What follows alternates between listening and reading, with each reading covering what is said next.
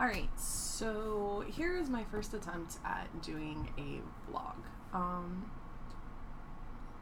What I'm trying to do is use this as a source to talk about what I'm going through and what I'm dealing with my depression, my anxiety, and just stuff that's going on in my life. I recently had a session with my therapist who's been absolutely amazing in helping me deal with the anxiety that I've started to get worse and worse and worse with over the last year. To the point where it's got me to the point where I'm not functioning in some ways. So I'm really personable, I'm really talkative, and you'd think that I don't really have a whole lot of baggage. And that's because I'm a really awesome communicator. No matter how upset I get, I always am able to find a way to express how I feel and explain it to other people. My background's actually in training and teaching, and so it's kind of funny that somebody who has such bad anxiety, who can stand up in front of tons of people and give a presentation without a problem and just talk, and it's easy. But you want me to have a real job and sit down at a desk and work in an environment doing the same thing every day, and I shut down. I start to get panic attacks and I don't function, and it's awful. It's really, really awful because I get to the point where I don't feel like I'm normal because I can't keep a regular job. Having a set schedule and having to be someplace at a certain time every day, and then only having 1 or 2 days off, and then going back and doing it all over again. Like, I do okay with that rigidity in the beginning, but after about 2 months, I freak out. Like, the thought of going to work puts me into this panic. Like I dread it. Like, it's just dread, and it slowly escalates to the point where I can't even go in. The thought of going in just makes me want to vomit, and so I have been seeking out help to deal with this and work through this, and I'm super, super lucky. I have the most amazing therapist who really I feel has taken the time to get to know me as a person. I'm not just something to be treated, and she really listens to who I am and is working very hard to give me the tools to better myself, and that's awesome. That's what all therapists should do. And so I'm using this as a tool. This is going to be my new tool. I can communicate. I can talk. I love to talk. I talk a lot. And I started to realize through therapy and actually having a friend who also has anxiety. In fact, I'm pretty certain their anxiety is worse than mine. But I realized being able to talk to them, and I had an episode, and I was like, hey, I'm having a really bad day. Do you have any tips for me? And he, gave me a few ideas, and it made me realize, there's other people out there. I mean, there's lots of people dealing with these things, with anxiety and depression, and sometimes people just don't know how to deal with it. I didn't know how to deal with it. I'm still learning how to deal with it. My family doesn't understand it. I'm 30 years old at this point, and trying to tell your grown parents, hey, I have anxiety, I don't function, where they feel that they're normal and they can't understand, they can't relate, they don't know why, I am the way I am. And of course, I'm sure there's plenty of baggage there, that's why it's accumulated. But they don't understand it, and so this has been a very independent learning experience, and now I'm super lucky, because not only do I have an amazing therapist, but I also have an amazing partner, and he is fantastically supportive and helps me out when I need it, and he's just amazing. He's so amazing. So, here, we'll talk about an example of working through things and pushing through. Actually, hold on, let's rewind. One of the biggest things that I learned from my therapist about my anxiety was it's like a cycle, okay? When you have a trigger, okay? And so you have a trigger, and a trigger makes you have anxiety. So now you feel like you're in a panic. It's fight or flight. Your heart starts pounding. You can feel tension in every part of your body, just about. Your chest. like will start to have like tightness and pain. And it's kind of like if you've ever been in any sort of like car accident, or if you've ever been scared, that moment of where you go to a haunted house where you get that fight or flight, like boom, it hits you, adrenaline's pumping through your veins, like you are in this fear, and everything's, you're just like, oh my god, what just happened? That's what a panic attack feels like, except with the normal fight or flight, there was a trigger that was justifiable. So you've got a justifiable, like you were in a car accident, or you got hurt, or you watched someone else, something happen, and that put in that fight or flight of, okay, I either need to fight my way through this and take care of this, or I need to be able to run as far away as possible. So normally people have regular triggers of something catastrophic or something intense happening, where people like me, when we have anxiety, it's that same reaction of fight or flight, but the trigger's not a big physical trigger. The trigger could be stress. It could be the thought of doing something that you know is a trigger. So then there's that, okay, I have to do this, but I know doing that equals a trigger. So then the trigger starts before it even happens. And so people don't understand how that is. And so because such small things can trigger your anxiety, it's hard for other people to understand. Like, they don't understand why does going to the mall make you freak out? Well, okay, so for some person it might be the thought of lots of people being around them, and so the thought of being around other people, meaning the thought of going to the mall equals being in a large crowd.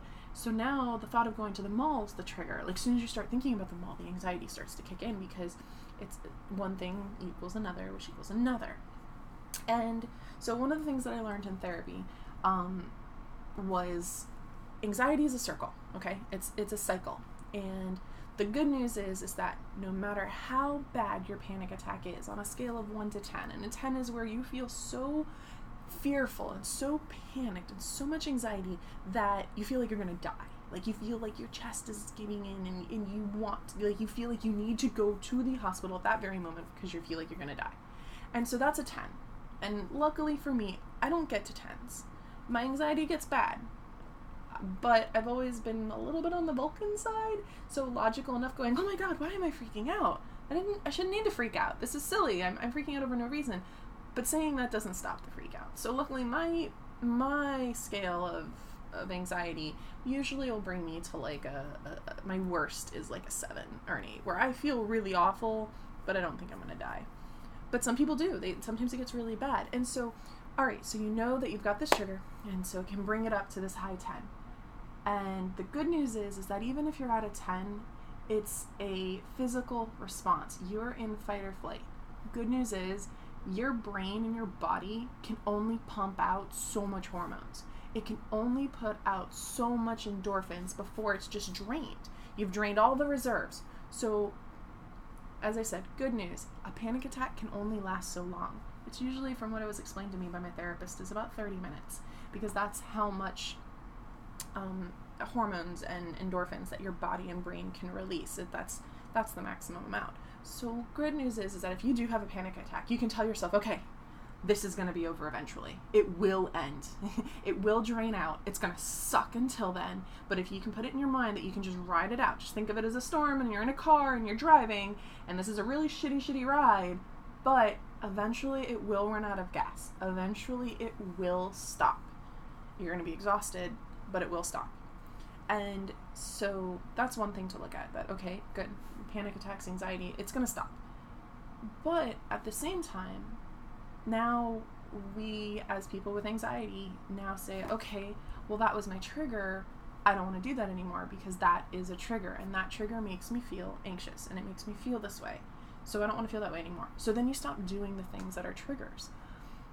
But it gets to a point where you're not having fun in life anymore, because now there's possibly so many different things that cause triggers, so you just avoid them. You don't go. And now, for some people, like, for example, for me, it's mostly a lot of crowds and big events. So, like, for me, it's really difficult for me to motivate myself to, say, go clubbing, or go downtown, or go to a festival or go to, worst one for me, concerts. I've gone to concerts since I was a kid, like with my friends. And, you know, especially during high school age, we would go to concerts quite frequently. We go to shows, and I would go, and I'd suck it up because my friends loved it, and that's what they wanted to do, and I would go with them. But I never enjoyed it. It didn't make me happy. I didn't want to keep doing it. And so eventually, as I got older, I realized that I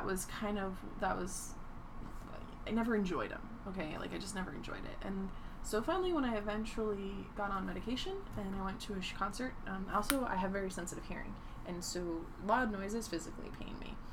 But once I started using medication at times, and now I don't use it consistently, I'm kind of on an as-needed basis, I went and put myself in one of the circumstances that I know usually triggers me, and it didn't trigger me. And I was like, oh my gosh, like, this is what it's like to enjoy something. Like, this is why everyone enjoys going to concerts. It's fun. Like, there was lots of people around, the music was good, everybody's having a good time, and I had never been able to experience that. And so, in that circumstance, like I said, I use medication. But I'm also trying to get through to a point where, explain to a point of that there's ways to do that, where you take a situation that gives you anxiety, and you have to slowly desensitize yourself to it.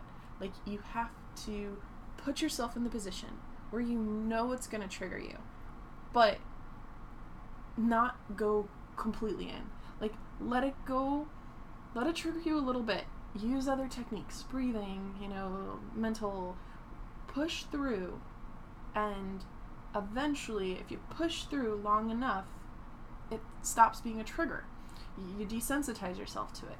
And actually, I just had a discussion with my therapist the other day, where she was explaining that to me, and I'm a problem solver. It's how my brain works. Like, I want to take a complicated situation and I want to make it as easily understandable as possible. And so the best way and as soon as she told me it, that was like, okay, visualization. This is how people can visualize it. So anxiety and working through your anxiety is like a brush, okay? And I mean brush as in forest, okay? So you've got this forest, and it's really, really dense, but it's plants. They will bend, they will move, it'll be difficult. So say you know that something's on the other side, and you gotta get there, and you start walking through the brambles, and you start pushing through, and it's really hard, it's difficult, and you push through, and if you have to stop and leave, well, there was a little bit of a path that you just stamped down, and you pushed all that grass and plants down, and there's a little bit of a path. So when you go back to it again, you push through some more, and you make a path, and you keep going, and you have to leave, and you have to go back because it was too much, it was too difficult, but you keep going back to it. And the more times that you go back to it, the more clear of a path there is. And eventually you can push hard, really, really hard through all of those brush and twigs and trees and bushes, and you'll make it through the other side. And then all of a sudden you make it through, and you're like, oh, wow. So this is what it can feel like for people who don't have the same problem that I do. And it does. It works. It gets there. It really, really does. I know for me, with my anxiety and my panic attacks, it's irrational. It's completely irrational. The one that I just had the other day, it was completely and utterly self-deprecating. Every thought that went through my head was just terrible. Like, it was terrible. Like, I kept thinking the most horrible, like, I just, like, hated myself. Like, literally, I was just, in my brain, there were these irrational thoughts. So, I just kept thinking all these awful things. Like, I felt like, so, hold on, I'm gonna rewind again. It's a little backstory. That morning, I woke up late. I slept through my alarm, and my son came in, and he was like, I kind of have to go to school. And I was like, oh shit, it's 9 o'clock, and 9:30, and you were supposed to be at school at 7:30. Awesome. So I woke up in a panic and a rush and got him dressed, got him ready, got him out the door, dropped him off at school, and came back home to do my work. Now I work from home. This is my office. You can see my closet door, but this is my office. This is where I work. And I came back home to do some work, and so I'm sitting here, and no matter how hard I focused, no matter how hard I tried, I just wanted to cry. Like, I felt like I was at that edge of, like, somebody hurt my feelings, and they did it right to your face. And you want to start crying, but you know you have to hold it in. And so you're right on that edge. You're right on that edge of tears could well up in your eyes at any given second. But this lasted for hours. That right on the edge of tears, and right on the edge of just emotional meltdown. And it was going on for hours for me. And the thoughts that went through my head, it was like I felt, it was like silly stuff. Like, I felt like I was a bad parent. Like, I felt like I was letting my kid down. And then I started thinking about my pets. Like, oh, sometimes I forget to feed them at night. And, like, I don't always scoop the litter twice a day like I'm supposed to, and all these things that I want to do. And then I've got projects for work, and I'm working on a new project, and it's all on me for me to do. And so I keep trying to work on it, but I keep feeling like every time I work on it, like, what am I doing? Like, why am I bothering? It's just the who I'm turning it into is not gonna like it. Like, there's gonna be something wrong with it. They're gonna hate everything that I do. And then I have another project that I'm working on that's for myself. Like right now, this is my blog. I want to do a second blog, but I want to do more of a Q&A on sexual health. And so I have all these ideas that I want to do, but then I'll start doing research for it, and I'll start looking up other videos and other topics, and then I keep thinking to myself, oh, well, they did such a better job. Like, why am I even going to bother? Like, I'm not going to be as good as them. Like, so, you know, it was all self-deprecating, and then I felt like my house is never clean, and I hate that my house isn't clean, and I hate that my depression and my anxiety trying to clean my house is a trigger. Like, I go to want to do it, but then it's so much stuff, it's intimidating, and then it's like, well, I don't want to do it now. Like, I just can't. Like, it's too much. I can't handle that. And so it was all these, like, thinking I was such a horrible person and hating everything about myself. And it just wouldn't stop. Like, we're talking hours where I just kept having all these thoughts flooding through my head. And I got to the point where I did finally take medication.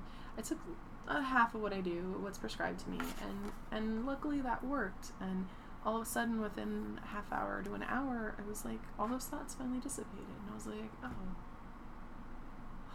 It was totally irrational, and it wasn't necessary, and I didn't know why my brain did it, but it did.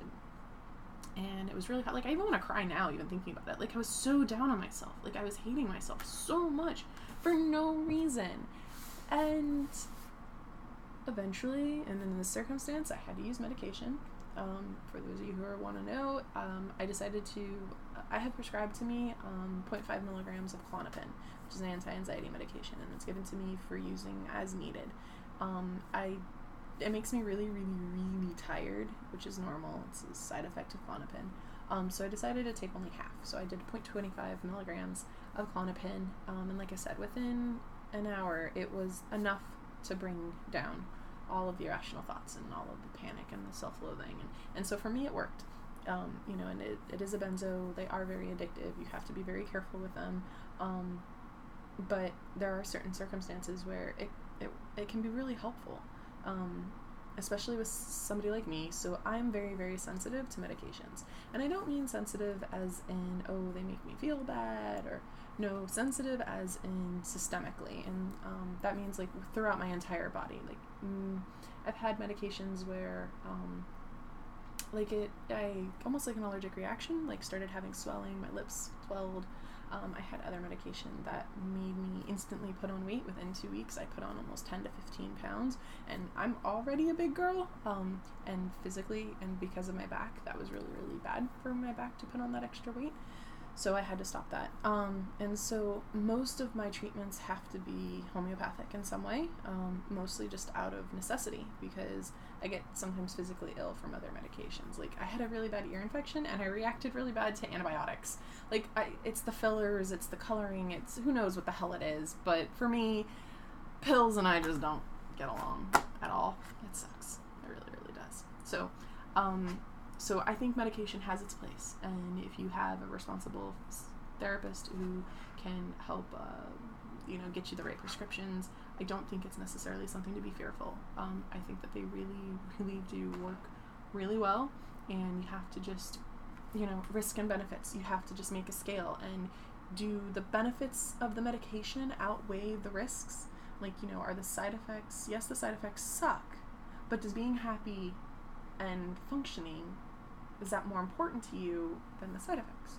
So, and those are all personal decisions for each and every person. So in my circumstance, taking half a pill of Klonopin to take down that anxiety was what I needed at that time. And so I went in to my therapist after this. Like, I called her that day and I was like, hey, can we schedule an appointment? Because I only really see her as needed.